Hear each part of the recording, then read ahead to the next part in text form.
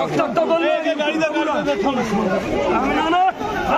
দাদা আমার আপনি ফেরত দেবেন। আমি দেখছি আপনাকে ভালোবাসি দাদা, আমিও আপনাকে ভালোবাসি, কিন্তু আমাকে এইভাবে মারবে। আমি